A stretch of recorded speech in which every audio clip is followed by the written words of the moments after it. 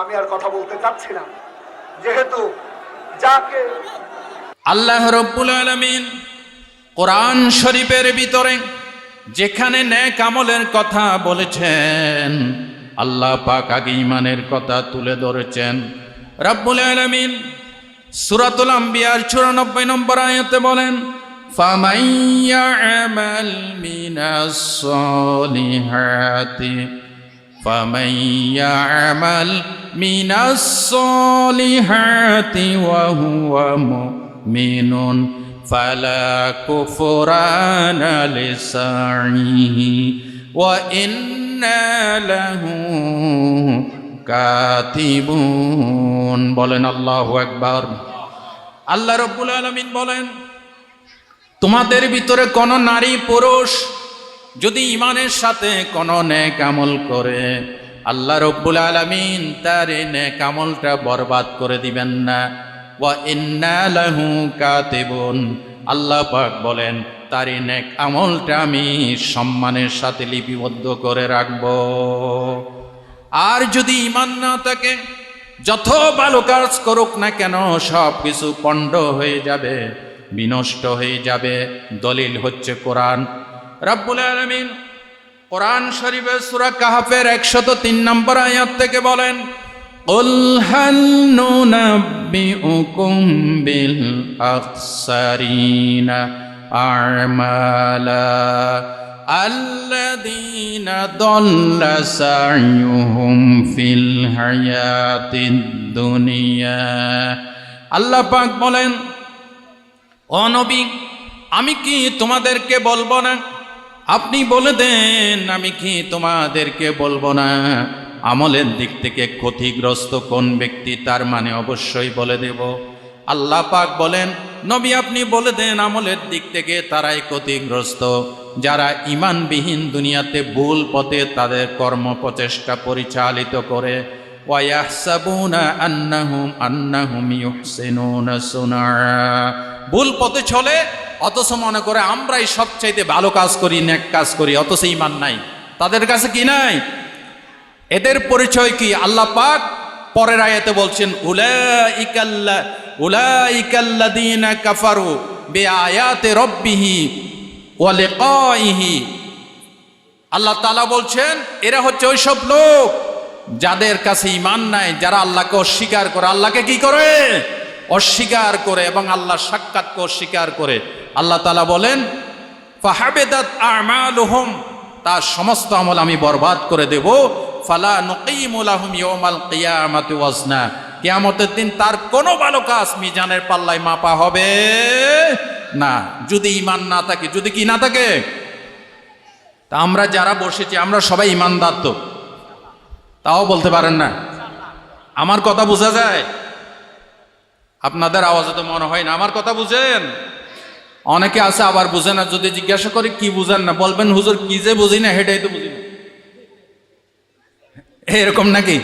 কথা বোঝা যায়? জোরে সোরে বলেন তো আলহামদুলিল্লাহ। তা আমাদের সবচাইতে গুরুত্বপূর্ণ যে জিনিসটা লাগবে সেটার নাম কি? মাশাআল্লাহ। আরো জোরে বলতে হবে, আরো জোরে বলেন। সবচাইতে বড় দৌলত ঈমান। ঈমান হারা হয়ে যদি মরেন, জাহান্নাম ছাড়া কোনো পথ নাই। ঈমান এমন একটি বিষয়, ঈমান ছাড়া পরকালে বান্দার কোনো মর্যাদা থাকবে না। আল্লাহর নবীজি সহিহ আল বুখারীর হাদিসে পরিষ্কার করে বলেছেন, কিয়ামতের দিন একজন মোটা সোটা প্রভাবশালী লোককে হাজির করা হবে, যার কাছে ঈমান নাই, ইসলাম নাই। নবীজি বলেছেন, ইন্নাহু লায়াতির রাজুলুল আজিমুস সামিনু ইয়াউমাল কিয়ামা লা ইয়াজিনু ইনদাল্লাহি জানাহা বাউদা। আল্লাহর নবী বলেন, কিয়ামতের দিন ঈমানবিহীন, ইসলামবিহীন এক প্রভাবশালী লোককে হাজির করা হবে। নবীজি বলেন, আল্লাহর কাছে এই লোকটার দাম মশার ডানার সম পরিমাণও হবে না। নাউজুবিল্লাহ বলেন জোরে। যেমনটি ফেরাউন দেশের রাষ্ট্র শাসক ছিল, তার কাছে ঈমান ছিল কি ভাই? আরো জোরে বলেন, ঈমান ছিল? নমরুদের ঈমান ছিল, আবু জেহেলের ঈমান ছিল। এই ধরনের আবু জেহেল মার্কা, ফেরাউনের মার্কা, নমরুদের মার্কা প্রভাবশালী এক লোককে হাজির করা হবে যার কাছে ঈমান নাই, ইসলাম নাই। আমার নবীজি হায়াতুন নবী বলছেন, লা ইয়াজিনু ইনদাল্লাহি জানাহা বাউদা, আল্লাহর কাছে এই বিশাল নেতাটার দাম মশার ডানার সমপরিমাণও হবে না। নজবিল্লাহ বলেন, কারণ তার কাছে ঈমান ইসলাম নাই। এই দুনিয়ার মূল্যই তো আল্লাহর কাছে নাই। আল্লাহ রসুল বলেন সুনান তিরমিজির বর্ণনায়, লাউ কানাতিদ দুনিয়া তা'দিলু ইনদাল্লাহি জানাহা বাউদা মা সাকা কাফিরাম মিনহা শারব। আলহামদুলিল্লাহ সুম্মা আলহামদুলিল্লাহ।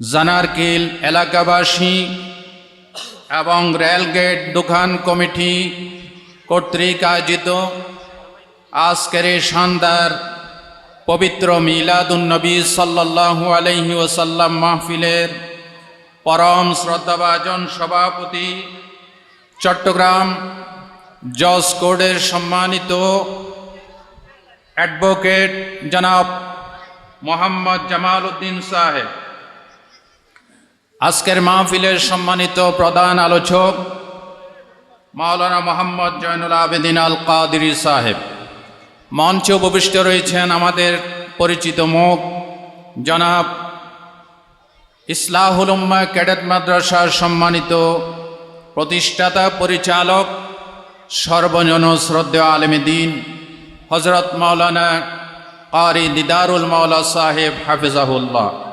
উপস্থিত রয়েছেন আমাদের প্রিয় মুখ জনাব কামাল উদ্দিন পারভেজ ভাই, উপস্থিত রয়েছেন জনাব আমাদের প্রিয় মুখ জনাব নাসির ভাই, আব্দুল হাকিম ভাই, জনাব শাহরিয়ার জিয়া ভাই, জনাব সেলিম ভাই এবং আমার প্রিয় ভাই জনাব আবুল কালাম ভাই সহ মঞ্চে সকলের প্রতি, বিশেষ করে আজকের মাহফিলের আগত দিনদার, ইমানদার, কোরআন প্রিয়, নবী প্রিয়, ইসলাম প্রিয় সম্মানিত ভাইরা, বিশেষ করে অতি কাছের, অতি নিকটের, অতি মহব্বতের, মনের মণিকোটায় যাদের জায়গা, হৃদয়ের গহীনে যাদের স্থান, হীরকখণ্ড সমতুল্য চাঁদের সৌন্দর্যকেও যারা হার মানায়, আজকের টকবগে উপস্থিত তরুণ আর যুবক বন্ধুগণ, পর্দার আড়ালে মা এবং বোনেরা, সুপ্রিয় মিডিয়ার ভাইয়েরা, আসসালামু আলাইকুম ওয়া রাহমাতুল্লাহি ওয়া বারাকাতুহু।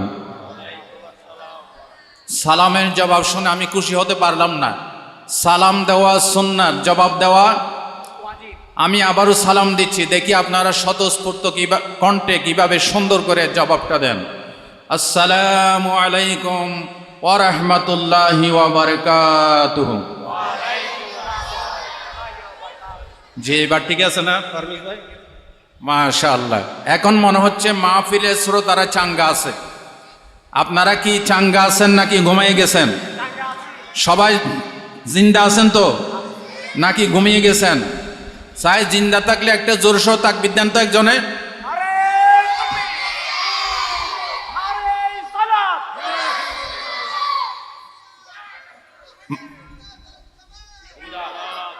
মাশাআল্লাহ, আল্লাহ কবুল করুন, বলেন আমিন। মাহে রবিউল আউয়াল, এই পবিত্র মাসে আল্লাহ রসুল সরওয়ারে কায়নাত, তাজদারে মদিনা, রহমতে দো আলম, সৈয়দুল আরাব ওয়াল আজম, সর্বকালের সর্বযুগের সর্বশ্রেষ্ঠ পয়গম্বর, আল্লাহর পরে যার মর্যাদা, সেই মহানবী, প্রিয় নবী এই রবিউল আউয়ালে শুভাগমন করেছেন। নবীজি এমন একটা সিচুয়েশনে পৃথিবীতে তশরিফ এনেছেন, গোটা আরব ভূখণ্ড যখন কাটাকাটি, মারামারি, হানাহানি, নারী হত্যা, মদ জুয়া দিয়ে ভরপুর ছিল। কথা ঠিক কিনা বলেন? ঐতিহাসিক পিকে হিট্টি লিখেছেন, দি stage was set, the movement was psychological for the rice of a great religious and a national leader. অর্থাৎ আমাদের নবী আসার জন্য মঞ্চ ছিল প্রস্তুত, সময়টা ছিল উপযোগী। ঠিক সেই সিচুয়েশনে এই বিশ্ব মসনদে অশান্তির দাবানলকে বন্ধ করে দেওয়ার জন্য, অন্ধকার থেকে মানুষকে আলোর সন্ধান দেওয়ার জন্য আসলেন পৃথিবীর সর্বশ্রেষ্ঠ মেহমান রাহমাতুল লিল আলামিন। আপনাদের খেদমতে অনুরোধ, আওয়াজটা একটু বন্ধ করেন। ফুল স্টপ, খামোশ। এখানে আমি কার কথা শোনাচ্ছি? আল্লাহ এবং রসুলের কথা। কার কথা শোনাচ্ছি? সুতরাং কেউ আওয়াজ করবেন না। নবীজি এসেছেন বেঈমানকে ইমানদার বানানোর জন্য, ঠিক না? আপনারা কথা বলেন না কেন? বেঈমানকে ইমানদার বানানোর জন্য, বেনামাজিকে নামাজি বানানোর জন্য, বেপর্দাকে পর্দাশীলা করার জন্য, সুদ ঘুষ জেনা ব্যভিচার বন্ধ করার জন্য, জুলুম শোষণের অবসান ঘটিয়ে কোরআন সুন্নাহর ভিত্তিতে শান্তির রাজ কায়েম করার জন্য। এই পৃথিবীতে সবচাইতে দামি জিনিসের নাম হচ্ছে ইমান। বলেন তো ভাই, এরা সবচেয়ে দামি জিনিসের নাম কি? ইমান। যার ইমান নাই তার কিছু নাই, জিরো। তার দুনিয়ার সমস্ত কাজকর্ম আল্লাহর কাছে পণ্ড হয়ে যাবে, কোনো ফায়দা বহন করবে না। ইমান হচ্ছে সবচাইতে বড় দৌলত। ইমান কাকে বলে? ইমান শব্দের আবিধানিক অর্থ হচ্ছে আল ঈমানু। আল ঈমানু মিনাল আমান দিদ্দুল খাউফি ওয়াশ শাক। অর্থাৎ ইমান বলা হয় নিশ্চিন্তে থাকা, যেটা ভয়ভীতি এবং যেটা সন্দেহের বিপরীত। ইমান আনলে আর কোনো ভয়ভীতি থাকতে পারে? ইমান আনলে আল্লাহ সম্পর্কে, পরকাল সম্পর্কে, ইসলাম সম্পর্কে কোনো সন্দেহ থাকতে পারে না। মায়ের কোলে বাচ্চা যেমন নিশ্চিন্ত হয়, একজন মোমেন বান্দাবান্দি ইমান আনলে পরে এভাবে আল্লাহর উপর ভরসা করে, আল্লাহকে পেয়ে, রসুলকে পেয়ে, কোরআনকে পেয়ে, হাদিসকে পেয়ে নিশ্চিন্ত হয়, ভয় ভীতি মুক্ত হয়, সন্দেহ মুক্ত হয়। এই জন্য এটাকে বলা হয় ইমান। এটাকে কি বলা হয়? ইমান। আর শরীয়তের পরিভাষায় ইমান বলা হয় আল ঈমানু ওয়াল ইকরারু বিল লিসান ওয়াত তাসদীকু বিল জিনান ওয়াল ইকরারু বিল লিসান ওয়াল আমালু বিল আরকান। আল্লাহ রসুল সাল্লাল্লাহু আলাইহি ইসলামের প্রতি, আখিরাতের প্রতি, আল্লাহর প্রতি, কিতাবের প্রতি অন্তরে বিশ্বাস করা এবং জবানে উচ্চারণ করা, আমলে পরিণত করা, এটাকে বলা হয় ঈমান। ইমানের সঙ্গে আরো বলা হয়েছে ইয়াজিদু বিত্তাআহ ওয়া ইয়ানকুসু বিল মাসিয়া। নেক পথে থাকলে, নেক আমল করলে ইমান বাড়ে, আর গুনার কাজ করলে ইমান কমে। গুনার কাজ করলে ইমান কি হয়? কমে। নেক আমল করলে ইমান কি হয়? বাড়ে। এটাকে বলা হয় ইমান। তাফসিরে জালালাইন শরীফে ইমানের সংজ্ঞায় বলা হয়েছে আল ঈমান হুয়া তাসদীকু বিমা জাআ বিহিন নবী সাল্লাল্লাহু আলাইহি ওয়াসাল্লাম ইতিমাদান আলান নবী। অর্থাৎ নবী করিম সাল্লাল্লাহু আলাইহি ওয়াসাল্লাম যা নিয়ে এসেছেন, নবীর উপর আস্থা রেখে এগুলিকে বিশ্বাস করার নাম হচ্ছে ঈমান। নবীজি আমাদের জন্য কি আনছেন? কোরআন। নবীজি আমার জন্য কি আনছেন? কোরআন। নবীজি আমাদের জন্য নিয়ে এসেছেন ইসলাম, তার সুন্নত, আখলাক মোবারক, সিরাত মোবারক, নবীজির লাইফ স্টাইল, নবীজির অভ্যাস, এগুলি আমাদের জন্য নিয়ে এসেছেন। এগুলিকে নবীর উপর ভক্তি করে মানতে হবে, আর না হয় ঈমান হবে না। আপনি আমাকে মানেন না, কিন্তু আমার থিওরিগুলি নিয়েছেন, বোঝা গেল ভক্তিহীন এই থিওরি মেনে কোনো লাভ নাই। নবীর উপর আস্থা রেখে, নবীকে বিশ্বাস করে, আল্লাহকে বিশ্বাস করে নবী যা নিয়ে এসেছেন এগুলি মানার নাম হচ্ছে ঈমান। সম্মানিত ভাইরা, নবী করিম সাল্লাল্লাহু আলাইহি ওয়াসাল্লাম যে ঈমান আমাদেরকে শিখাইছেন, ঈমান ছাড়া কোনো নেক আমল আল্লাহর দরবারে কবুল হবে না। নেক আমল কবুল হওয়ার প্রধানতম শর্ত ঈমান। আল্লাহ রাব্বুল আলামিন কোরআন শরীফের ভিতরে যেখানে নেক আমলের কথা বলেছেন, আল্লাহ পাক আগে ঈমানের কথা তুলে ধরেছেন।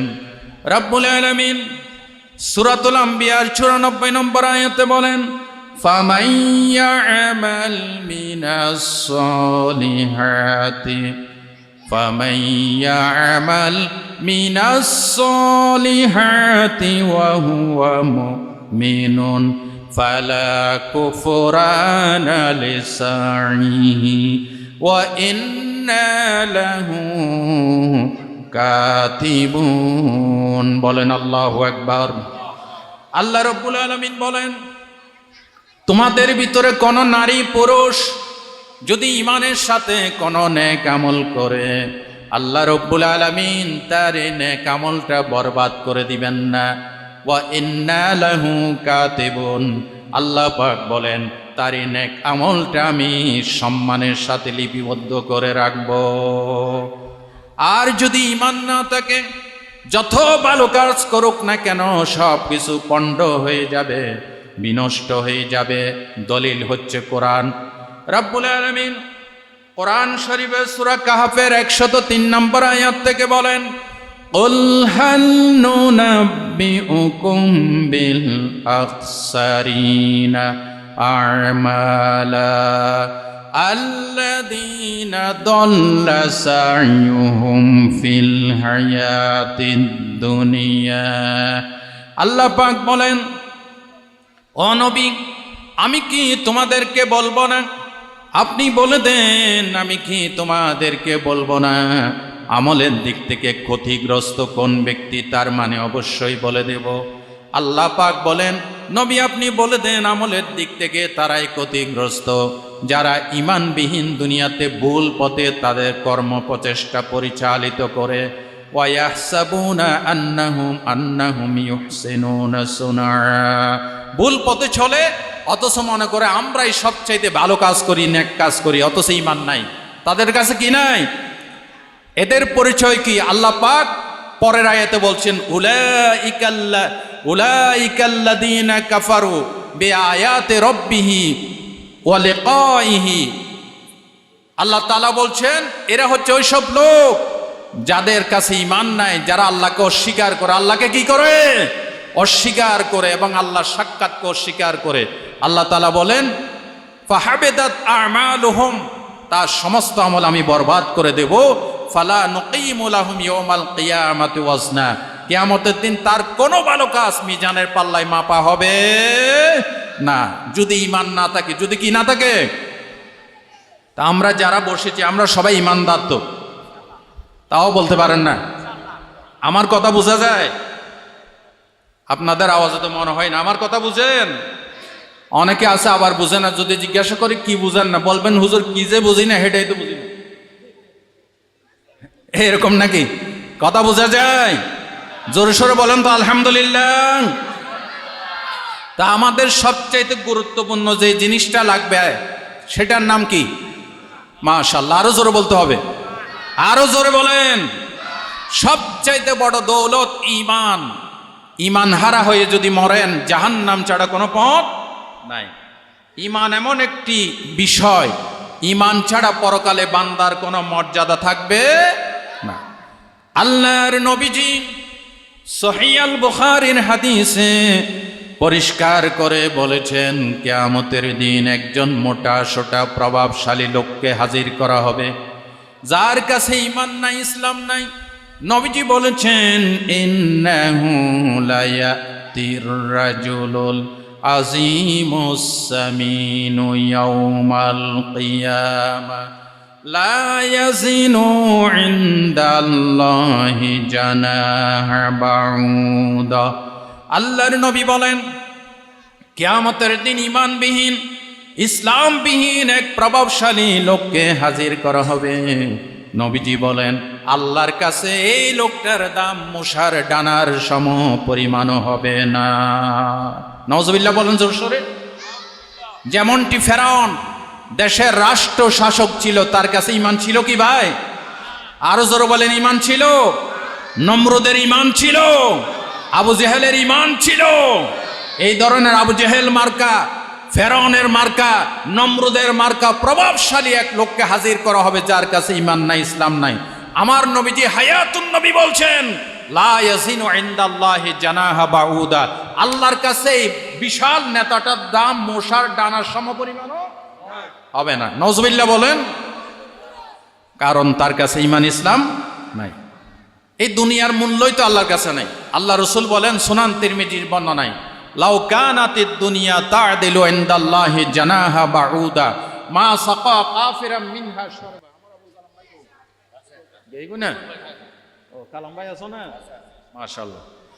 আল্লাহ রাসূল বলেন, এই দুনিয়ার মূল্য যদি আল্লাহর কাছে মশার ডানার সমপরিমাণও হতো, কোন কাফেরকে আল্লাহ এক ঢোক পানি গিলতে দিতেন।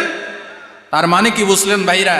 আল্লাহর কাছে গোটা পৃথিবী, আসমান জমিন, চন্দ্র সূর্য গ্রহ নক্ষত্র স্বর্ণরাজি রূপার কণ্ড, হীরক কণ্ড, ডায়মন্ড, মুক্তা, টাকা পয়সা, গোটা পৃথিবী আল্লাহর কাছে মশার ডানা সমপরিমাণও নয়। আল্লাহর কাছে দাম হচ্ছে ঈমান ইসলামের। কিসের দাম? ঈমান ইসলাম। এই জন্য আমরা শুধু দুনিয়া নিয়ে মরি। দুনিয়া নিয়ে মরলে হবে না, দুনিয়াদারি করবেন কিন্তু মহব্বত থাকবে পরকালের প্রতি। আপনারা বলেন ভাইরা, দুনিয়া আসল নাকি পরকাল আসল? আরো জোরে বলেন, পরকাল। আচ্ছা বলেন, এই পৃথিবীকে অনেকে ভোগ দখল করতে চাইছে। ফেরাউন, নমরুদ, আবু জেহেল, আবুল আহাব, সাদ্দাত, উতবা, সাইবা, মুগীরা, তাদের অনুসারীরা অবৈধভাবে দুনিয়া দখল করতে চেয়েছে। তারা কি দুনিয়াতে এখন আছে? আরো জোরে বলেন, আছে। তার মানে দুনিয়া হচ্ছে নকল। আসল কি? আসল কি?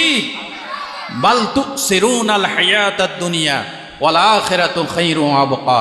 আল্লাহ বলেন তোমরা দুনিয়াকে বেশি গুরুত্ব দাও, আসলে দুনিয়ার কোনো মূল্য নাই। আসল উত্তম হচ্ছে ইমানদারদের জন্য আখিরাত। ঠিক না বেঠিক? পৃথিবী আমার আসল ঠিকানা নয়, মরণে কি দিন মুছে দেবে সকল রঙিন পরিচয়। পৃথিবী আমার আসল ঠিকানা নয়, মিছে এই কমতার দ্বন্দ্ব, মিছে সব কবিতার ছন্দ, মিছে সব অভিনয় নাটকের মঞ্চে, মিছে সব অভিনয় নাটকের মঞ্চে, মিছে সব জয় আর পরাজয়ী। পৃথিবী আমার আসল ঠিকানা নয়। ঠিক না বেঠিক? ভাই ও বন্ধুগণ, এই পৃথিবীতে মরার সময় যদি ঈমান নিয়ে না মরতে পারেন, আল্লাহর নবী বলেছেন কিয়ামতের দিন আপনি যত বড় রাজা হন, বাদশাহ হন, যত বড় লিডার হন, যত বড় পীর হন, যত বড় মাওলানা হন, যদি ঈমান ইসলাম হারা হয়ে যদি মারা যান, আল্লাহর দরবারে কিয়ামতের দিন মশার ডানার সমান মর্যাদা হবে না। পক্ষান্তরে যদি ঈমান ইসলাম নিয়ে মরেন, একটু লক্ষ্য করেন হযরতে আব্দুল্লাহ বিন মাসউদ রাদিয়াল্লাহু তাআলা আনহু, নবীজির বিশিষ্ট সাহাবী, নবীজির সাহাবীদের ভিতরে একজন বড় কারি ছিলেন হযরত আব্দুল্লাহ বিন মাসউদ। হুজুর ঠিক আছে কিনা? আব্দুল্লাহ বিন মাসউদের কিরাত মাশহুর কিরাত। রাসূলুল্লাহ বলেছেন কিরাত শিখলে আব্দুল্লাহ ইবনে মাসউদের কাছ থেকে শিখো। সুবহানাল্লাহ বলেন। লিকুল্লি ফান্নিন রিজালুন, প্রত্যেকটা ডিপার্টমেন্টে আলাদা আলাদা স্পেশালিস্ট আছে। আছে না ভাই? নাসির ভাই কি বলেন?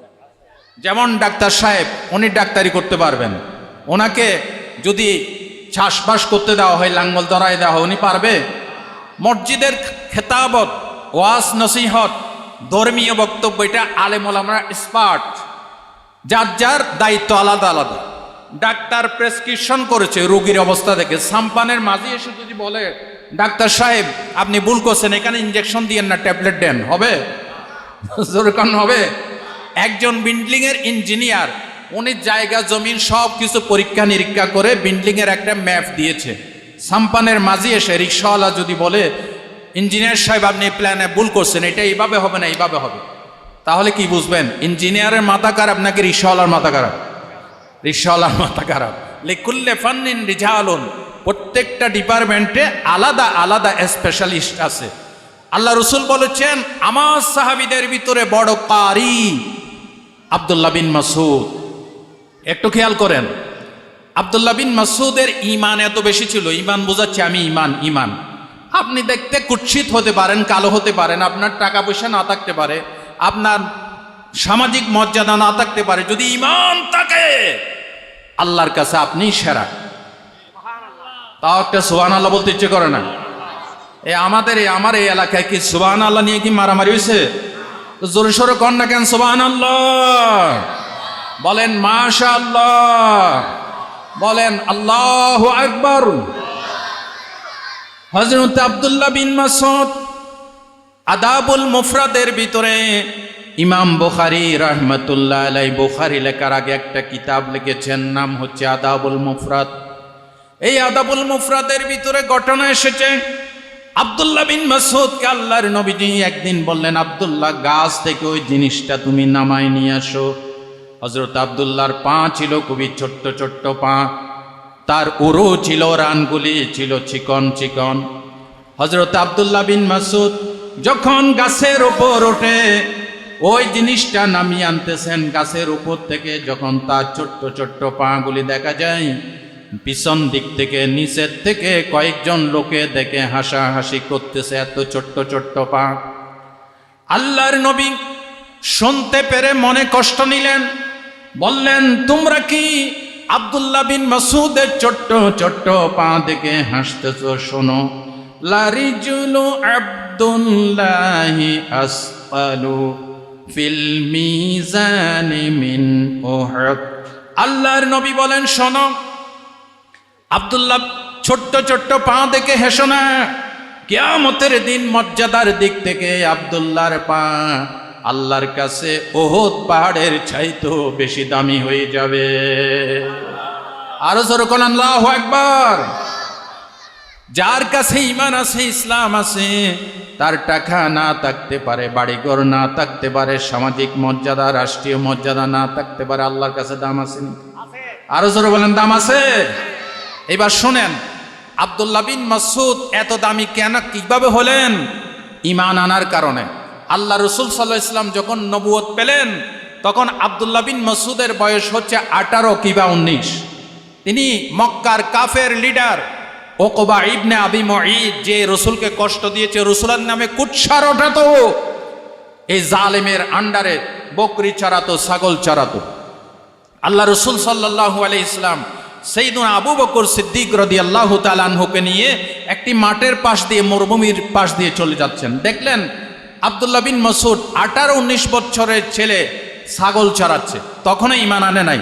রাসূলুল্লাহ তাকে কাছে ডাকলেন, আব্দুল্লাহ এদিকে আসো। তখন তো আব্দুল্লাহ নাম ছিল না, আব্দুল্লাহ নামটা আল্লাহ রসুলে দিয়েছেন। তুমি এদিকে আসো বাবা, এদিকে আসো। তো আসলে পরে বললেন, তোমাদের এই ছাগল পাল থেকে একটা ছাগলের যদি দুধ দহন করে দেওয়া যায় আমি পান করতাম। আল্লাহ রসুল সাল্লাল্লাহু আলাইহি ওয়াসাল্লাম তার বিশ্বস্ততা, আমানতদারি পরীক্ষা করছেন। সুবহানাল্লাহ বলেন। আব্দুল্লাহর ভিতরে আমানতদারি এবং বিশ্বস্ততা ছিল লক্ষণীয়।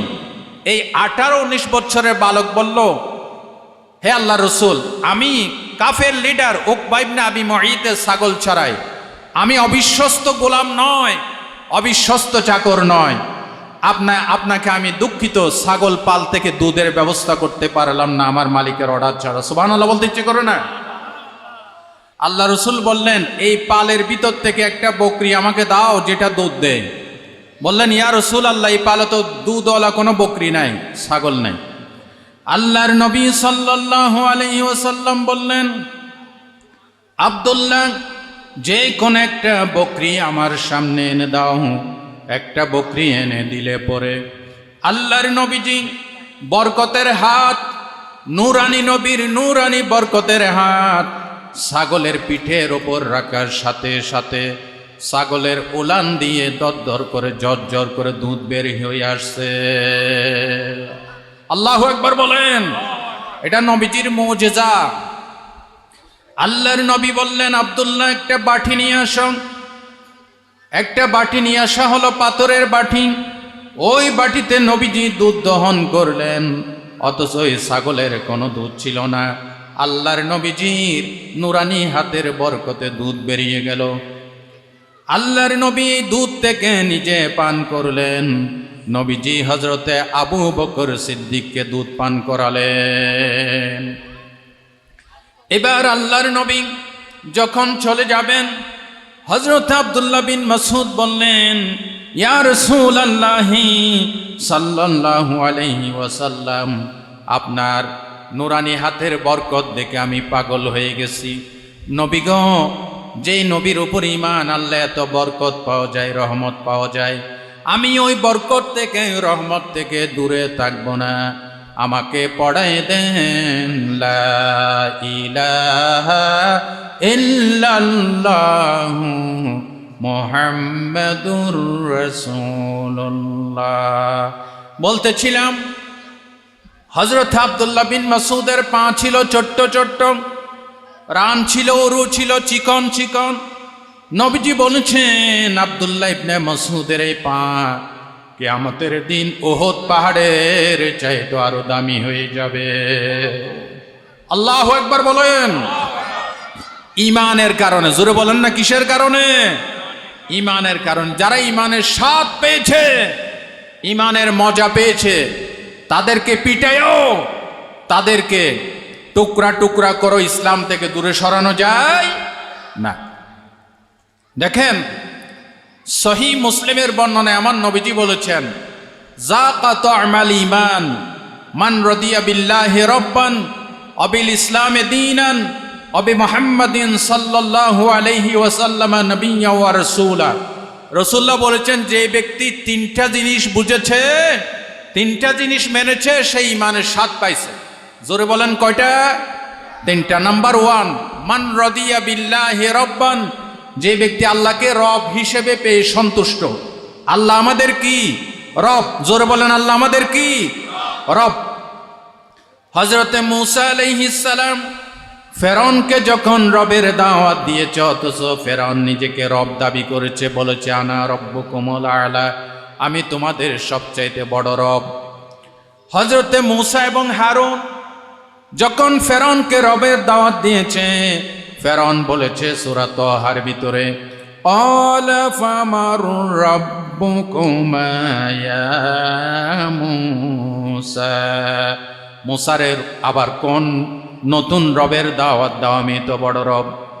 হযরতে মূসা আলাইহিস সালাম ছোট্ট একটি জবাব দিয়ে রবের পরিচয় দিয়েছেন। মূসা আলাইহিস সালাম বলেছেন, ক্বালা রাব্বুনাল্লাযী আ'তা কুল্লা শাইইন খালাকাহু সুম্মা হাদা। ফেরাউনরা শুনে রাখ, রব বলা হয় ওই সত্তাকে যিনি প্রত্যেকটি সৃষ্টিকে যোগ্য আকৃতি দিয়ে সৃষ্টি করেছেন আর চলার দিশা দিয়েছেন, হেদায়েত দিয়েছেন। হাঁসকে সৃষ্টি করে পানিতে কিভাবে সাঁতরাইতে হয়, হাঁসকে হেদায়েত দিয়েছেন। মুরগিকে সৃষ্টি করে কিভাবে চিলের আঘাত থেকে, কাকের আক্রমণ থেকে বাঁচতে হয়, হেদায়েত দিয়েছেন। এভাবে করে প্রত্যেকটি জিনিসকে আল্লাহ রাব্বুল আলামিন হেদায়েত দান করেছেন। যেরকম সুবহানাল্লাহ, মাশাআল্লাহ। আমাদের আকবর থানার সম্মানিত ওসি মহোদয় তশরিফ এনেছেন, আরিফ হোসেন সাহেব, মাশাআল্লাহ। ভাই আরিফুর রহমান আমার মসজিদেও তিনি বক্তব্য দিয়েছিলেন জুমাতে। মাহফিল ইন্তেজামিয়া কমিটির পক্ষ থেকে ভাইকে সুস্বাগতম বলছি, মোস্ট ওয়েলকাম, মারহাবা। সবাই বলেন মারহাবা। বাস আপনারা বসে যান, বসে যান ভাই ও বন্ধুগণ।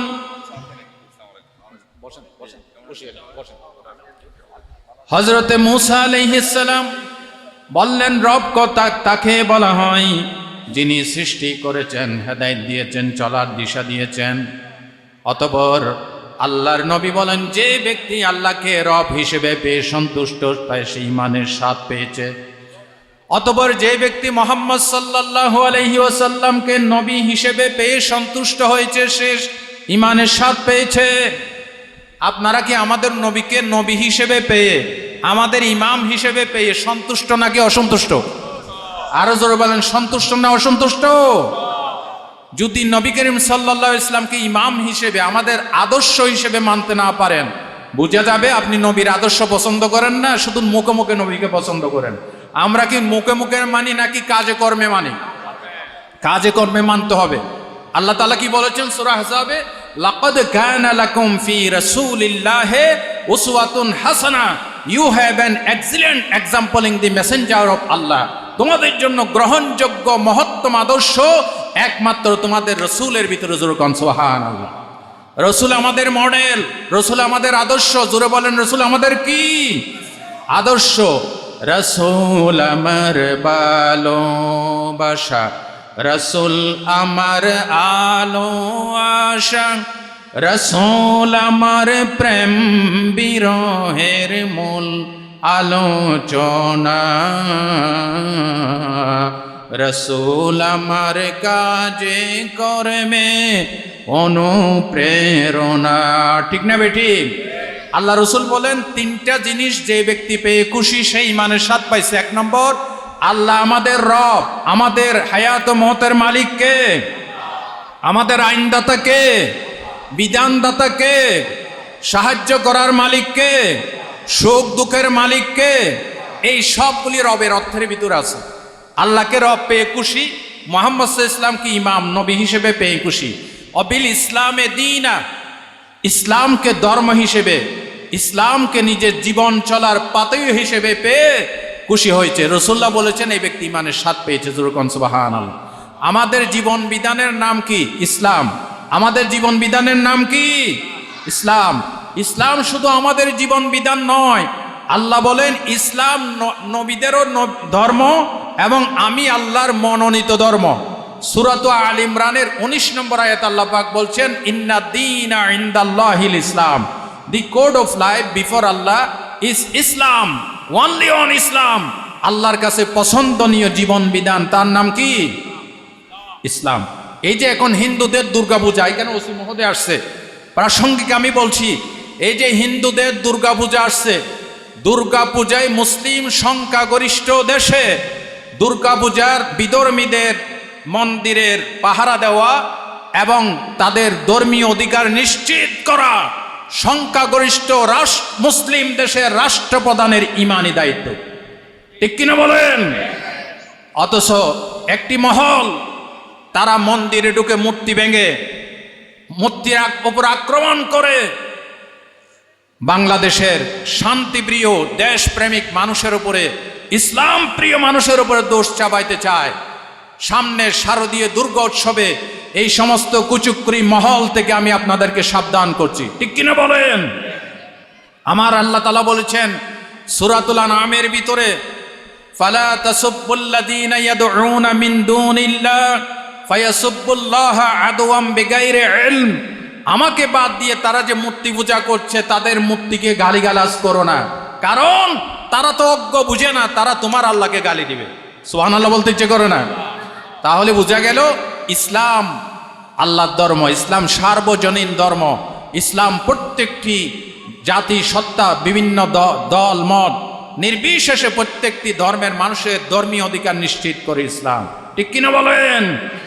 শুধুই মুসলমানের লাগি আসেনি কো ইসলাম, বিশ্ব মানুষের কল্যাণে স্রষ্টার বিধান, বিশ্ব মানুষের কল্যাণে স্রষ্টার বিধান। আল্লাহ আমাদেরকে বুঝার তৌফিক দান করেন। জোরে বলেন আমিন। ভাই ও বন্ধুগণ, ইমানের স্বাদ যে ব্যক্তি পেয়েছে তাকে টুকরা টুকরা করো নবীর কাছ থেকে দূরে সরানো যায় নাই। ওহদের ময়দানে আল্লাহর নবীকে যখন তীর মারা হচ্ছে, তরবারি মারা হচ্ছে, সাহাবীরা রাউন্ড করে নবীকে পাহারা দিচ্ছেন। হযরত আবু দুজানা রাদিয়াল্লাহু তাআলা আনহু নবীকে এভাবে বুকে জড়ায়ে ধরেছে। আমরা যেভাবে কোলাকুলি করে এভাবে নবীকে বুকে নিয়ে কোলাকুলির মতো জড়িয়ে ধরে আছে, হযরত আবু দুজানা বলেন, নবী গো, তীর আসতেছে, একটা তীরের আঘাত যাতে আপনার নূরানি জিসিম মুবারকে না লাগে, এই জন্য আমি পিঠ পেতে দিয়েছি। আমার পিঠ জাজরা হয়ে যাক, ছিদ্র ছিদ্র হয়ে যাক, নবীর শরীর, নবীর নূরানি শরীর মুবারকে যাতে তীর না লাগে। আল্লাহু আকবার বলেন। এইভাবে তীর আসতে আসতে হঠাৎ করে হযরত আবু দুজানা নবীকে একটু আগলে ধরেছেন, বুক থেকে একটু দূরে সরাইয়া ধরেছেন। আল্লাহর নবীজি বলেন, কিরা আবু দুজানা, কি হয়েছে তোমার? বলে, ইয়া রাসূলুল্লাহ, একটা তীর আমার পিঠের পিছন দিক থেকে ঢুকে বুক দিয়ে বের হয়েছে নবী গো। আমার মনে হয় এই তীরের আগা আপনার শরীরে লেগে আপনি কষ্ট পাবেন, এই জন্য আপনাকে একটু দূরে সরাইয়ে ধরেছি। আল্লাহর নবী আবু দুজানার জন্য কাঁদতেছেন। আবু দুজানা বলেন, ইয়া রাসূলুল্লাহ, আমার বড় আশা ছিল নবীজির কদম মুবারকের সামনে আমার জীবন অবসান হবে, আমার জীবনের শেষ কীর্তি নবীজির কদম মুবারকের সামনে হবে, ইয়া রাসূলুল্লাহ, আমি জান্নাতের সুঘ্রাণ পেতেছি, আমার মনে হয় আমি এখন শহীদ হয়ে যাব। নিকল যায় দম তেরি কদমোं की नीचे, निकल जाए दम तेरी कदमों की नीचे, यही दिल की हसरत यही आरज़ू है, यही दिल की हसरत यही आरज़ू है। या रसूल अल्लाह, আমার জীবনের ইচ্ছা ছিল হায়াতুন নবীর কদম মোবারকের সামনে আমি ইন্তেকাল হব, শাহাদাত বরণ করব। আল্লাহ আমার মনের ইচ্ছা পূরণ করেছে। জোরে কোন সুবহানাল্লাহ, আরো জোরে বলেন সুবহানাল্লাহ। এরা ইমানের স্বাদ পেয়েছে, যার কারণে তীরের আঘাত, তরবারির আঘাত, শত্রুর আক্রমণ তাদেরকে নবীর কাছ থেকে আলাদা করতে পারে নাই। ইমান দিয়েছ প্রভু, দিও সাদ ইমানের, যতদিন বেঁচে তাকি গাই যেন গান কোরআনের। রাসূলের পথে তাকি যেন আমরণ, দিনের পথে হয় যেন মরণ। এতটুকু চাওয়া হে মোদের প্রভু। আল্লাহ কবুল করুন, বলেন আমিন। আমরা ইমানের পথে থাকতে চাই নাকি চাই না? আরো যেরকম চাই কিনা?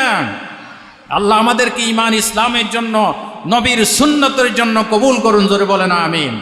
রাসূলুল্লাহ বলেছেন, কয়েকটা কোয়ালিটি, কয়েকটা বৈশিষ্ট্য, কয়েকটা গুণ যদি তোমার থাকে তাহলে তুমি পরিপূর্ণ ইমানদার হতে পারবে। এর ভিতরে একটা বলে ফেলেছি। রাসূলুল্লাহ বলেছেন, লা ইউমিনু আহাদুকুম হাত্তা আকুনা হাব্বা ইলাইহি মিন ওয়ালিদিহি ওয়া ওয়ালাদিহি ওয়ান নাসি আজমাইন। তোমরা ততক্ষণ পর্যন্ত ইমানদার হতে পারবে না যতক্ষণ পর্যন্ত নিজের মার চাইতে, বাবার চাইতে, পরিবারের চাইতে, জাগতিক সব কিছুর চাইতে আমি রাসূলকে সবচেয়ে বেশি ভালো না বাসবে, ততক্ষণ তোমরা ইমানদার হতে পারবে না। রাওয়াহুল বুখারী। 2 নাম্বার, রাসূলুল্লাহ বলেছেন, তোমরা নিজের জন্য যেটা পছন্দ করো, অপর ভাইয়ের জন্য যদি সেটা পছন্দ না করো, তুমি ইমানদার হতে পারবে না। সহিহ আল বুখারীর হাদিস, আল্লাহর নবী বলেছেন, লা ইউমিনু আহাদুকুম হাত্তা লা ইউহিব্বু লিআখিহি মা ইউহিব্বু লিনাফসি।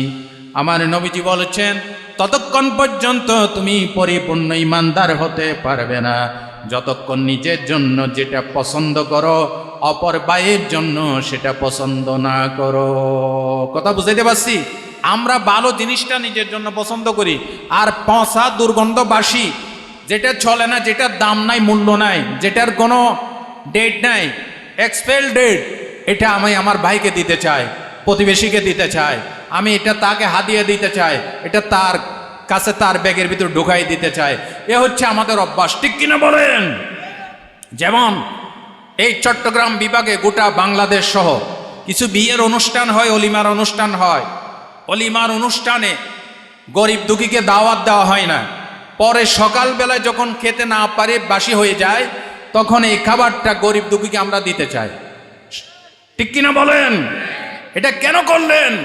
অথচ আল্লাহ রাসূল বলেছেন, লা ইউমিনু আহাদুকুম হাত্তা লা ইউহিব্বু লিআখিহি মা ইউহিব্বু লিনাফসি। রাওয়াহুল বুখারী। তুমি নিজের জন্য যেটা পছন্দ করো, অপর ভাইয়ের জন্য সেটা পছন্দ না করো, তাহলে তুমি ইমানদার না। প্রাসঙ্গিক ক্রমে আমি বলতে চাই, রমজানের ঈদে জাকাতের শাড়ির নামে, জাকাতের লুঙ্গির নামে কিছু পচা শাড়ি আর লুঙ্গি আমরা গরিব দুঃখীকে দেয়। আপনি কোথায় পেয়েছেন?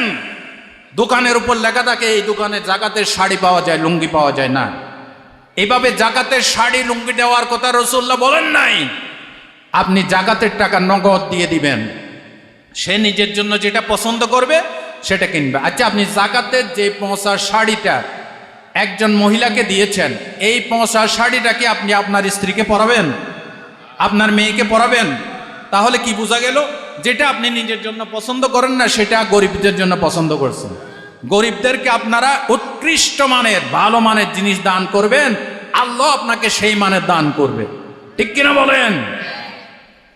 আল্লাহর নবী এর জন্য বলেছেন, তোমরা যতক্ষণ না নিজের জন্য যে ভালো জিনিসটা পছন্দ করেছো, এই ভালো জিনিসটা অপর ভাই বোনদের জন্য পছন্দ না করো, ততক্ষণ তোমরা ইমানদার হতে পারবে না।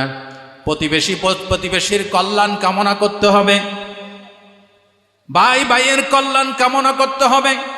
এখন আমি একটি ঘটনা নিয়ে আসতেছি, লক্ষ্য করুন নবী সাহাবীরা কিভাবে জিহাদের ময়দানে মৃত্যুর আগ পর্যন্ত ভাইয়ের কল্যাণ কামনা করেছেন। ইয়ারমুকের যুদ্ধ যখন শুরু হয়ে গেল, হযরত হুযায়ফা রাদিয়াল্লাহু তাআলা আনহু আহত মুসলিম সেনাদেরকে তিনি পানি পান করাচ্ছেন। হঠাৎ করে লক্ষ্য করলেন তার চাচাতো ভাই পানির জন্য কাতরাচ্ছেন, এক্ষুনি তিনি মারা যাবেন। হাত উঠাইয়া তিনি লক্ষ্য করলেন আমার দিকে আসার জন্য, তাকে পানি পান করানোর জন্য আহ্বান জানালেন। হযরত হুযায়ফা ছোট্ট একটা বাটিতে করে সামান্য পানি তার কাছে নিয়ে গেলেন, বললেন তুমি কি পানি পান করতে চাও? বলে হ্যাঁ, পানি পান করব। তিনি যে মুহূর্তে পানির পেয়ালাটা মুখে নিয়েছেন, পানি পান করবেন, ঠিক সেই মুহূর্তে পাশের থেকে আওয়াজ আসতেছে, আমাকে পানি দাও, আমাকে পানি দাও, আমাকে পানি দাও। ওই মৃত্যু পথযাত্রী হযরতে হুযায়ফার চাচাতো ভাই বললেন, ভাই আমার মনে হয় আমার চাইতে পাশের ব্যক্তিরই পানির প্রয়োজনীয়তা বেশি রয়েছে, সুতরাং আমার পানির দরকার নাই, পার্শ্ববর্তী সাহাবীকে পানি পান করানোর ব্যবস্থা করো। জোরে বলেন সুবহানাল্লাহ। পরোপকার কাকে বলে, কল্যাণকামিতা কাকে বলে লক্ষ্য করেন। পরের জনের কাছে যখন গিয়েছেন তিনি পানি পান করবেন, পানির পেয়ালাটা মুখের কাছে নেওয়া হলো, হঠাৎ করে তার কানে আওয়াজ আসতেছে, ভাই পানি দাও, পানি দাও, পানি দাও। ওই সাহাবী বলতেছে, ভাই আমার পানির দরকার নাই, আমার মনে হয় ওই যে ব্যক্তি চিল্লাচ্ছে সেই ব্যক্তি আমার চাইতে বেশি পিপাসার্ত, তার কাছে পানির বাটি নিয়ে যাও। হযরত হুযায়ফা দৌড় দিয়ে ওই সাহাবীর কাছে গিয়ে দেখেন এই সাহাবী নাই, ইন্তেকাল করেছেন। দৌড় দিয়ে দ্বিতীয় জনের কাছে এসে দেখতেছেন তিনিও ইন্তেকাল করেছেন। আর প্রথম জন তার চাচাতো ভাইয়ের কাছে এসে দেখতেছেন তিনিও ইন্তেকাল করেছে। তিনজন সাহাবী যাদের পানির দরকার ছিল, তারা পরের ভাইয়ের উপকার করতে গিয়ে পানি পান করতে পারে নাই। জিহাদের ময়দানে আত্মত্যাগের বিরল দৃষ্টান্ত সেট করে গিয়েছেন। এটাকে বলা হয় পরের উপকার, পরের জন্য কল্যাণ কামনা করা। সুবিধাবাজ জিন্দাবাদ যদি হন, আপনি ইমানদার হতে পারবে না। আমার থাকলে আমি করব, না থাকলে করব না, এই নিকৃষ্ট মন মানসিকতা পরিহার করেন। আমার নবীজি সাল্লাল্লাহু আলাইহি ওয়াসাল্লাম, তার ঘরে টিভি ছিল না, ফ্রিজ ছিল না, এসি ছিল না, জাগতিক সুখ সৌন্দর্য কিছুই ছিল না, কিন্তু আমার নবী গোটা জগৎবাসীর উপকার করেছেন কিনা? করেছেন। আমার নবীজির ঘরে কিছুই ছিল না, কিন্তু গণবিক্ষোভকে তিনি ফিরান নাই। যদি না থাকে তিনি বলতেন আজকে দিতে পারবো না, কালকে সেইভাবে বলতেন। সুবহানাল্লাহ বলতে ইচ্ছে করে না? নবী করিম সাল্লাল্লাহু আলাইহি ইসলামের ঘরে কিছুই ছিল না, জিরো, অথচ তিনি আল্লাহর পরেই যার মর্যাদা। হযরত ওমর ফারুক রাদিয়াল্লাহু তাআলা আনহু একবার নবীজির দরবারে এসে কাঁদতেছেন। নবীজি এইভাবে হাত মোবারক গালের নিচে দিয়ে ঘুমাইছিলেন, কোনো বালিশ নাই। হায়াতুন নবী, আল্লাহর পরে যার মর্যাদা, তার ঘরে কোনো বালিশ নাই। খেজুর পাতা দিয়ে বোনানো একটা দড়ি খাট, এই খাটের উপর তিনি ঘুমাই আছেন। হযরত ওমরকে দেখে তিনি বসলেন। হযরত ওমর লক্ষ্য করলেন নবীজির পিঠে খেজুর পাতার দাগ কেটে আছে, আর একটা পানির বাটি কাঁচ হয়ে পড়ে আছে, এখানে পানি নাই। নবীজি হযরত ওমরকে দেখলেন, হযরত ওমরের টপ টপ করে ঝর্ণার মতো চোখ দিয়ে পানিগুলি জোরে জোরে পড়তেছে। আল্লাহর নবী বলেন, ওমর কেন কান্দ? বলে, ইয়া রাসূলুল্লাহ, এই দুনিয়ায় পারস্য এবং প্রাচ্য পাঠিয়েছে। পারস্য রাজা কাইসার কেসরা তারা কত আনন্দ করলো, সুখ করলো, টাকা পয়সার অভাব নাই। যে নবীর উসিলায় আসমান সৃষ্টি হলো, যেই নবীর উসিলায় জমিন সৃষ্টি হলো, ওই নবীর ঘরে কোনো সুখ সৌন্দর্য নাই। নবীজি ঘুমাইছেন, পিঠে খেজুর পাতার দড়ির দাগ কেটে আছে, আমি ওমর সইতে পারি না। আল্লাহর নবী বলেন, ওমর তোমার চোখের সামনে যদি আমি ওহদের পাহাড়গুলিকে যদি বলি ওহদের পাহাড় আমার জন্য সোনা হয়ে যা, আল্লাহর কসম ওমর তুমি দেখতে পাবে আমি মুহাম্মদ সাল্লাল্লাহু আলাইহি ওয়াসাল্লামের জন্য পৃথিবীর সবগুলি পাহাড় সোনা হয়ে আমার ডানে বামে দৌড়াদৌড়ি করবে। আল্লাহু আকবার বলেন। নবীকে আল্লাহ তাআলা সব দিয়েছেন, কিন্তু নবীজি নেন নাই। না নেওয়া সত্ত্বেও এই উম্মতের সবচাইতে কল্যাণকামী ব্যক্তির নাম মুহাম্মদুর রাসূলুল্লাহ সাল্লাল্লাহু আলাইহি ওয়াসাল্লাম। জগৎবাসীর জন্য তিনি রহমত, জগৎবাসীর জন্য তিনি কি? ওয়ামা আরসালনাকা ইল্লা রাহমাতাল লিল আলামিন।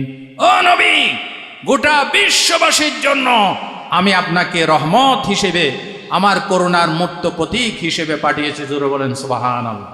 ভাইয়েরা আমার, রাসূলুল্লাহ বলেছেন তুমি ততক্ষণ পরিপূর্ণ ঈমানদার হতে পারবে না যতক্ষণ না তুমি নিজের জন্য যা পছন্দ করো অপর মুসলমান ভাইয়ের জন্য সেটা পছন্দ না করবে।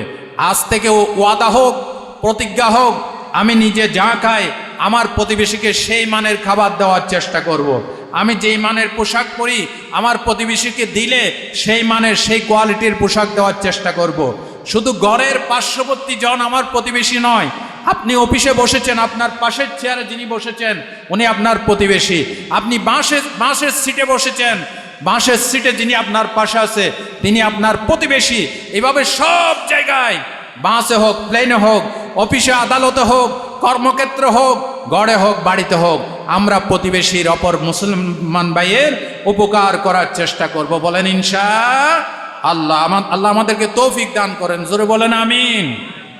রাসূলুল্লাহ বলেছেন যে ব্যক্তির আমানতদারিতা নাই, আমানতের খেয়ানত করে, ওয়াদা রক্ষা করে না, সে ব্যক্তি আমার উম্মত নয়, ইমানদার নয়। দেখেন হাদিসটা আসছে সুনানে বাইহাকি। এই বাবা বসো। আল্লাহর নবী বলেছেন ঈমান লিমান লা আমানাতা লাহু ওয়ালা দীন লিমান লা আহাদা লাহু। একটু খেয়াল করেন, বিশ্বনবী বলেন ওই ব্যক্তি ইমানদার নয়, ওই ব্যক্তির ইমান নাই যার কাছে আমানতদারিতা নাই। আপনি ব্যাংকে টাকা পয়সা রেখেছেন, ব্যাংক কর্তৃপক্ষ মেরে দিয়েছে, এটা কি আমানতদারি নাকি এটা খেয়ানত? সবাই বলেন। এই বাংলাদেশে এমন এক সময় ছিল ব্যাংকের টাকা সব নিয়ে ঋণ খেলাপি করে জাতির কাছে শত্রু হিসেবে প্রমাণিত হয়েছে, ঠিক কিনা বলেন? এই বাংলাদেশে বহু বড় বড় লোক আছে, সব যে খারাপ আমি তা বলবো না, কিছু এইরকম আছে ব্যাংক থেকে টাকা পয়সা নিয়ে আর ফেরত দেয় না, ব্যাংকগুলিকে দেউলিয়া বানাই ফেলায়।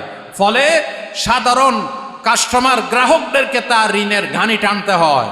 এই ধরনের ঋণ খেলাপি বাংলাদেশে আছে কিনা? জোরে বলেন আছে কিনা? ভবিষ্যতে যে গভর্নমেন্ট হবে বাংলাদেশে, নির্বাচনের মাধ্যমে আমি আহ্বান করব, আমরা এমন গভর্নমেন্ট চাই যারা ব্যাংকগুলিকে স্বাধীন করবে, পরাধীনতার শৃঙ্খল থেকে মুক্ত করবে। আপনারা চান কিনা? চান কিনা? এই বাংলাদেশে চট্টগ্রামে এমন এক শিল্পপতি ছিল, ঋণ খেলাপির দায়ে, ব্যাংক ডাকাতির দায়ে পলাতক। শুধু পলাতক নয়, ওনার মা ইন্তেকাল করেছে, 6টা ছেলে তারা, ওনারা 6 ভাইয়ের ভিতরে 6 ভাই মায়ের জানাজা পড়তে পারে নাই। কত বড় দুঃখজনক কথা চিন্তা করছেন? এই টাকা পয়সা দুনিয়ার এই লোভের কোনো দরকার আছে? জোরে বলেন দরকার আছে? লাথি মারেন এই দুনিয়ার লোভের উপরে, যে লোভের কারণে আমি আমার গর্ভধারিণী মায়ের জানাজা পড়তে পারি নাই।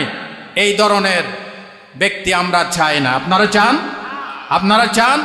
মুহাম্মদুর রাসূলুল্লাহ বলেন না সাল্লাল্লাহু আলাইহি ওয়াসাল্লাম বলেছেন, যার কাছে আমানতদারিতা নাই তার ঈমান নাই, যার কাছে ওয়াদা ঠিক নাই তার ঈমান নাই। এই পৃথিবীতে সবচাইতে বড় আমানতদার বিশ্বস্ত ব্যক্তির নাম যদি 1 নম্বর সিরিয়াল লাগান, তাহলে সেই নামটি হবে আমার আপনার নবী, আল্লাহর পরে যার স্থান মুহাম্মদুর রাসূলুল্লাহ সাল্লাল্লাহু আলাইহি ওয়াসাল্লাম। হিজরতের রাত্রে নবীর ঘরের চতুর্দিকে যখন ঘেরাও দেওয়া হয়েছে, আবু জেহেল আবু লাহাব সিদ্ধান্ত নিয়েছে মুহাম্মদের আওয়াজ স্তব্ধ করে দেওয়ার জন্য। নবীজি হযরত আলীকে বললেন, আলী রে, আজকে আমি মদিনায় হিজরত করে চলে যাব।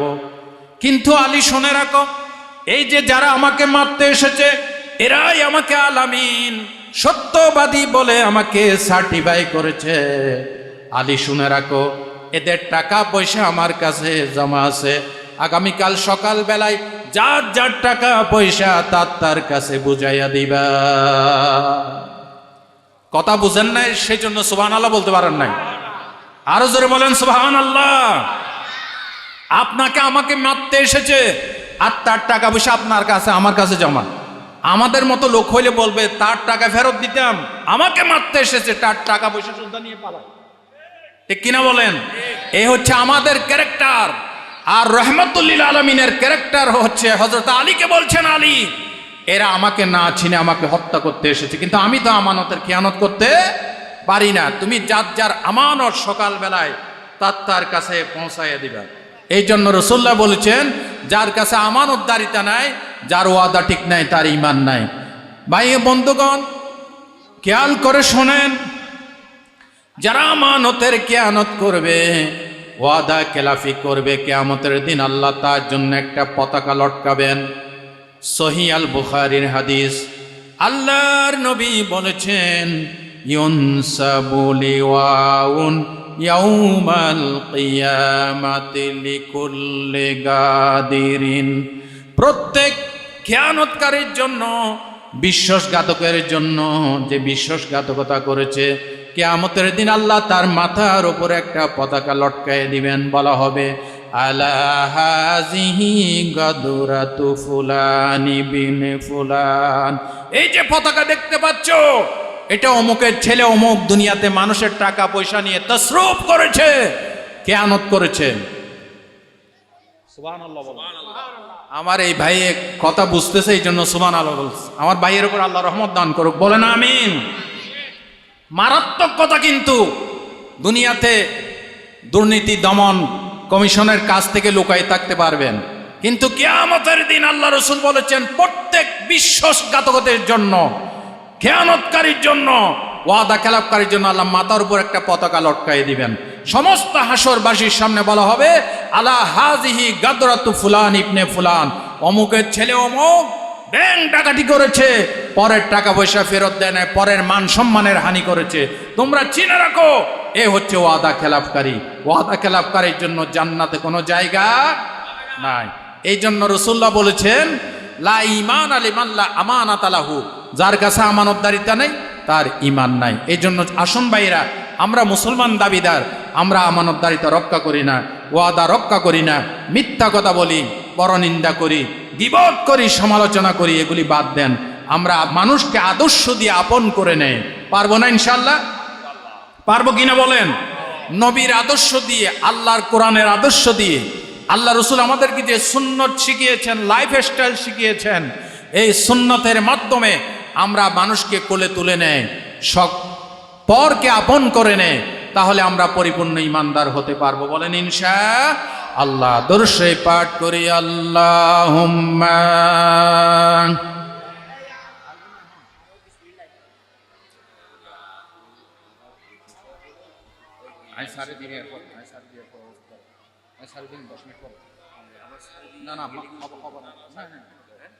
وعلى آل سيدنا صلاة يا رسول الله عليكم سلام يا حبيب الله قیامت سے مجھے परवाह नहीं है मेरे आका शफीअ अल-मुज़नबी है सलातुनिया সালামুনিয়া হাবিবাল্লাহ আলাইকুম। ভাইরা একটু খেয়াল করেন, আমাদের আজকের প্রধান বক্তা না আসা পর্যন্ত ইনশাল্লাহ আমি আছি, আমার পরে ওসি মহোদয় কথা বলবেন, আপনারা একটু ধৈর্য সহকারে বসেন। সম্মানিত ভাইয়েরা, রাসূলুল্লাহ আরেকটি হাদিস বলেছেন, যে ব্যক্তি প্রতিবেশীর অনিষ্ট সাধন করে সেই ব্যক্তি ইমানদার হতে। আমি প্রথমে বলেছিলাম কি ইমান, রাসূলুল্লাহ আমাদেরকে আসছে দুনিয়াতে ইমান শেখানোর জন্য, ইমানদার বানানোর জন্য নাকি বেঈমান বানানোর জন্য? ইমানদার। রাসূলুল্লাহ বলেছেন ওই ব্যক্তি ইমানদার হতে পারবে না। সহিহ আল বুখারীর হাদিস, ওয়াল্লাহি লা ইউমিনু ওয়াল্লাহি লা ইউমিনু ওয়াল্লাহি লা ইউমিনু। রাসূলুল্লাহ তিনবার বলেছেন আল্লাহর কসম সে ইমানদার নয়, আল্লাহর কসম সে ইমানদার নয়, আল্লাহর কসম সে ব্যক্তি ইমানদার নয়। সাহাবীরা আরজ করলেন ইয়া রাসূলুল্লাহ সে ব্যক্তিকে? রাসূলুল্লাহ বললেন আল্লাযী লা ইয়ামানু জারুহু বাওয়াইকাহু। ওই ব্যক্তি সেই ব্যক্তি যে ব্যক্তির অত্যাচার থেকে প্রতিবেশী নিরাপদ নয়। ঠিক কিনা বলেন? আজকে অন্যায়ভাবে যদি আপনি কোনো বিনা দোষে যদি কোনো প্রতিবেশীর ক্ষতি করেন তাহলে আপনি ইমানদার হতে পারবেন না।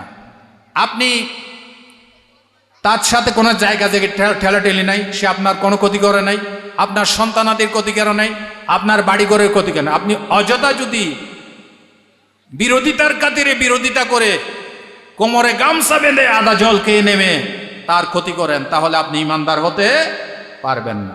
ভাই ও বন্ধুগণ, ইমামে আজম আবু হানিফা রাহমাতুল্লাহ আলাইহি তিনি প্রতিবেশীকে কিভাবে উপকার করেছেন দেখেন। ইমাম আজম আবু হানিফা রাহমাতুল্লাহ আলাইহি শুধু শরীয়তের মাসলা শিখান নাই, উযু গোসলের মাসলা শিখান নাই, তিনি আমাদেরকে প্রতিবেশীর উপকারের দৃষ্টান্ত সেট করে গিয়েছেন। ইমাম আজম আবু হানিফা যে রাস্তা দিয়ে চলতেন ওই রাস্তায় কষ্টদায়ক জিনিস ফেলে রাখতো এক ব্যক্তি প্রতিহিংসা পরায়ণ হয়ে। ইমাম আজম আবু হানিফা রাহমাতুল্লাহ আলাইহি প্রতিদিন ওই কষ্টদায়ক বস্তু সরাই দিতেন, আর ওই ব্যক্তি প্রতিনিয়তই কষ্টদায়ক বস্তু ফেলে রাখতো। একদিনের ঘটনা, ইমাম আবু হানিফা রাস্তা দিয়ে যাওয়ার সময় দেখেন ওই দিন রাস্তার ভিতরে কোনো কষ্টদায়ক বস্তু নাই। ইমাম আজম আবু হানিফা রাহমাতুল্লাহ আলাইহি বললেন এই লোকটির খোঁজ খবর নাও, লোকটি কি অসুস্থ হয়ে গেল নাকি কোথায় গেল? লোকেরা বলল লোকটি একটি অপরাধের দায়ে জেলখানায় কারারুদ্ধ আছে। ইমাম আজম আবু হানিফা প্রতিহিংসা মনের ভিতরে পুষে রাখলেন না। ইমাম আজম আবু হানিফা রাহমাতুল্লাহ আলাইহি জেলখানায় গিয়ে সুপারিশ করে তাকে ছাড়িয়ে নিয়ে আসলেন। কিন্তু সেই ব্যক্তি জানে না তার সুপারিশকারীকে। জেল থেকে মুক্তি লাভ করার পর লোকটি বলল আমাকে জেল থেকে কে ছাড়াইলো? বলে ইমাম আজম আবু হানিফা রাহমাতুল্লাহ আলাইহি। লোকটি গিয়ে ইমাম আজমের কদম জড়াই দিয়ে কাঁদতেছেন, আমি আপনার ক্ষতি করেছি, অসম্মান করেছি, এরপর আপনি আমার উপকার করেছেন, বেশি হিসেবে আমাকে সদুপদেশ দিয়েছেন, কল্যাণ কামনা করেছেন, সুতরাং আমার জীবনের ভুল আমি বুঝতে পেরেছি, আমাকে মাফ করে দেন। সুবহানাল্লাহ বলেন। ইমাম আজম আবু হানিফা রাহমাতুল্লাহ আলাইহির ক্ষতি সাধন করার পরও তিনি প্রতিবেশীর বিপদের মুহূর্তে পাশে এসে দাঁড়িয়েছেন। আল্লাহর নবী বলেছেন লা ইউমিনু আহাদুকুম লাইসাল মুমিনুল্লাযী ইয়াশবাউ ওয়া জারুহু জাইউন ইলা জামবি। আল্লাহর নবী বলেন ওই ব্যক্তি মুমিন নয় যে ব্যক্তি পেট ভরে আহার করে তার পাশে তার প্রতি বেশি অভুক্ত থাকে, উপবাস থাকে। বাংলাদেশে এরকম দৃষ্টান্ত আছে না নাই? আপনি পেট ভরে খাইছেন, আপনার পাশের প্রতিবেশী আজকে 3 দিন ধরে তার ঘরে চুলায় আগুন জ্বলে না, অথচ আপনার প্রতিবেশী হিসেবে কোচ নেওয়ার দরকার ছিল, আপনি কোচ নেন নাই। এটা কি আমাদের ইমানি দুর্বলতা নয়? জোরে বলেন, ইমানি দুর্বলতা নয়? আজকে বাংলাদেশের সিচুয়েশন এমন হয়েছে, আপনি থাকেন দোতলায়, 3 তলায় মানুষ মারা গেছে, দোতলার লোকে জানে না, ঠিক কিনা? 3 তলায় মানুষ অসুস্থ হয়ে কাতরাচ্ছে, ক্যান্সার হয়েছে, ডায়াবেটিস হয়েছে, হার্ট ফেল করেছে, ব্রেন স্ট্রোক করেছে, নিচতলার লোকে জানে না, যার যার কাজ নিয়ে ব্যস্ত। বাংলাদেশের সিচুয়েশন এখন এরকম হয়ে গেছে, ঠিক না? অথচ এটা আমাদের জন্য কাম্য নয়। রাসূলুল্লাহ বলেছেন ওই ব্যক্তি ইমানদার নয় যার অত্যাচার থেকে তার প্রতিবেশী নিরাপদ নয়। হযরত জিবরিল আমিন আলাইহিস সালাতু ওয়াস সালাম সহিহ আল বুখারীর হাদিসে এসেছে প্রত্যেক প্রত্যেকদিন জিবরিল এসে রাসূলুল্লাহকে নসিহত করে নসিহা করে। রাসূলুল্লাহ বলেছেন, মা জালা জিবরিল আলাইহিস সালাতু ওয়াস সালাম ইউসিনি বিল জার হাত্তা জানান্তু আন্নাহু সাইয়ুআররিসু। আমার ধারণা হচ্ছে জিবরিল আমাকে যেভাবে নসিহত করছে প্রতিবেশী সম্পর্কে, আমার মনে হয় জিবরিল প্রতিবেশীকে আমার ওয়ারিসদার বানিয়ে দিবে, এভাবে প্রতিবেশী সম্পর্কে নসিহত করে। সুবহানাল্লাহ বলেন।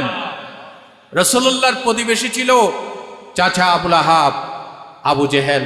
রাসূলুল্লাহর ক্ষতি করছে নাকি করে নাই? আরো আসতে বলেন, ক্ষতি করছে কিনা? কিরকম ক্ষতি করছে? রাসূল পাক সাল্লাল্লাহু আলাইহি ওয়াসাল্লাম কি আবু জেহেলের আবুল আহাবের পাকা দানে মই দিছে? হালের গরু পিটাই মারছে? অপরাধ কি? অপরাধ হচ্ছে রাসূলুল্লাহ রিসালতের কথা বলেছেন, আমাকে নবী হিসেবে মেনে নাও, আমাকে নবী হিসেবে মেনে নাও, আমার আনিত জীবন আদর্শ মেনে নাও। তারা মানতে পারে নাই, রাসূলুল্লাহর সাথে দুশমনি করছে, ঠিক কিনা? কিন্তু রাসূল পাক সাল্লাল্লাহু আলাইহি ওয়াসাল্লাম তাদের সাথে দুশমনি করে নাই। আপনারা এই ঘটনা সবাই জানেন। আবুল আহাব রাসূলুল্লাহর পথে কাঁটা বিছিয়ে রাখতো, কিন্তু আল্লাহ রাসূল কি আবুল আহাবের পথে কাঁটা বিছিয়ে রাখছিল? বলেন রাখে নাই। নবীজি আমাদেরকে আদর্শ শিখা নাই। ভাই ও বন্ধুগণ, ওই নবীজি আল্লাহর হাবিব সাল্লাল্লাহু আলাইহি ওয়াসাল্লাম বলেছেন, খায়রুল আসহাবি খায়রুহুম লিসাহিবি ওয়া খায়রুল জিরানি খায়রুহুম লিজারিহি। রাওয়াহু তিরমিজি। আল্লাহর নবী বলেন, তোমাদের ভিতরে উত্তম সাথী ওই সাথী যে ব্যক্তি তার বন্ধুর কাছে উত্তম, আর তোমাদের ভিতরে উত্তম প্রতিবেশী ওই ব্যক্তি যে প্রতিবেশীর কাছে উত্তম। সুবহানাল্লাহ বলেন। আমি মারা গিয়েছি, আপনি মারা গিয়েছেন, আপনার প্রতিবেশী যদি নিজের থেকেই স্বীকারোক্তি দেয়, ভাই আহা অমুক লোকটা মারা গেছে, সে খুব ভালো লোক ছিল, আমি তার অনেক ক্ষতি করেছি কিন্তু সে আমার কোনো ক্ষতি করে নাই, এই সার্টিফাইড যদি আপনার প্রতিবেশী দেয়, তাহলে আপনি উত্তম প্রতিবেশী। সুবহানাল্লাহ বলেন। কিন্তু আপনি নামাজ পড়েছেন, রোজা রেখেছেন, হজ করেছেন, যাকাত দিয়েছেন, সব করেছেন, কিন্তু আপনি মরার পর আপনার প্রতিবেশী বলেছে, আমাকে সম্পূর্ণ অন্যায়ভাবে হাজী সাহেব, এই গাজী সাহেব আমার জায়গা জমি অবৈধ দখল করে গিয়েছে, এই হাজী সাহেব, এই নামাজি ব্যক্তি আমাকে মিথ্যা মামলায় জড়িয়েছে, এই যদি আপনার বিরুদ্ধে আপনার প্রতিবেশী সাক্ষ্য দেয়, আপনার মতো নিকৃষ্ট লোক আর কেউ নাই। আল্লাহ আমাদেরকে বুঝার তৌফিক দান করেন। জোরে বলেন আমিন। সালাতুন ইয়া রাসূলুল্লাহ, সালামুন ইয়া হাবিবাল্লাহ, উস্তুনে হান্নানা আজহিজি রে রাসূল, নালামি জদ হাম চুয়ার বাবে উকুল। সালাতুন ইয়া।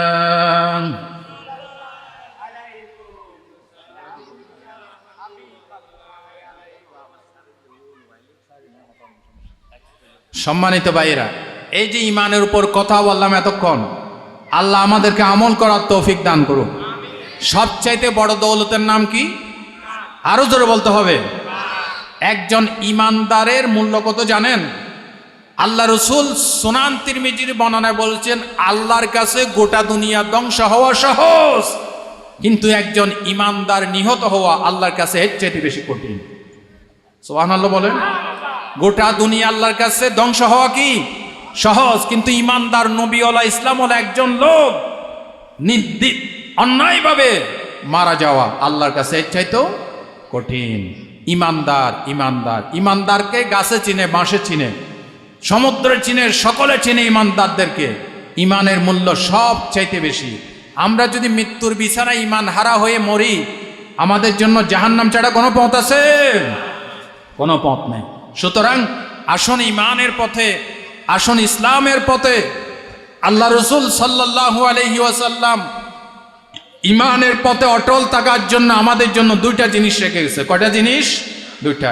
বিদায় হজের ভাষণে রাসূলুল্লাহ বলেছেন, তারাকতু ফীকুম আমরাইন লান তাদিল্লু মা তামাসসাকতুম বিহিমা কিতাবাল্লাহি ওয়া সুন্নাত রাসূলি। শোনো, আমি দুনিয়া থেকে বিদায় হয়ে যাব, তবে দুটা জিনিস রেখে যাচ্ছি, একটা আল্লাহর কিতাব, আল্লাহর কোরআন, একটা আল্লাহর কি মহব্বতের সাথে বলেন না আল্লাহর কি, 2 নাম্বার নবীজির সুন্নাহ, 2 নাম্বার নবীজির সুন্নাহ। এই দুইটাকে আঁকড়ে ধরো, তাহলে পৃথিবীর কোন পরাশক্তি তোমাদেরকে মিসগাইডেড করতে, সত্য রাস্তা থেকে দূরে সরাইতে পারবে না।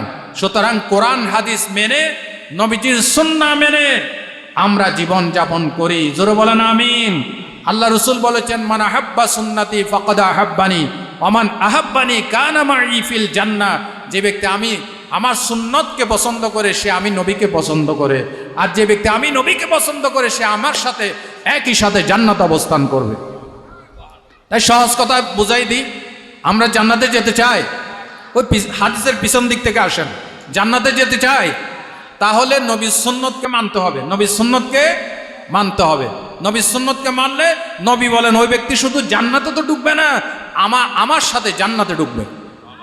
আচ্ছা, যে জান্নাতে আল্লাহকে পাওয়া যাবে না, নবীকে পাওয়া যাবে না, ওই জান্নাতে কোনো মজা আছে? জোরে বলেন। আমরা তো শুধু জান্নাত চাই না, জান্নাতে ঢুকে নবীকেও চাই। কি বলেন পারভেজ ভাই? আমরা শুধু জান্নাত চাই নাকি জান্নাতে ঢুকে আল্লাহ এবং রসুলকে চাই? হযরতে বড় পীর আব্দুল কাদের জিলানী রাহমাতুল্লাহি আলাইহি মুনাজাত করতে গিয়ে একদিন তিনি বলতেছেন, আল্লাহ তুমি যদি আমি মহিউদ্দিনকে জান্নাত দাও, ওই জান্নাতে গিয়ে যদি তুমি আমার সাথে দেখা না করো, ওই জান্নাত আমার জন্য জাহান্নাম হয়ে যাবে, দরকার নাই। আর যদি আমি মহিউদ্দিনকে জাহান্নামও দিয়ে দাও, ওই জাহান্নামে গিয়ে যদি জিজ্ঞাসা করো মহিউদ্দিন কেমন আছো, আল্লাহ গো ওই জাহান্নাম আমার জন্য জান্নাত হয়ে যাবে। জোরে বলেন আমিন। মালিক মালিক মালিক মালিক তুমি জান্নাতে তোমার পাশে আমায় একটা ঘর বানিয়ে দিও, একটা ঘর বানিয়ে দিও। আমিন বলেন।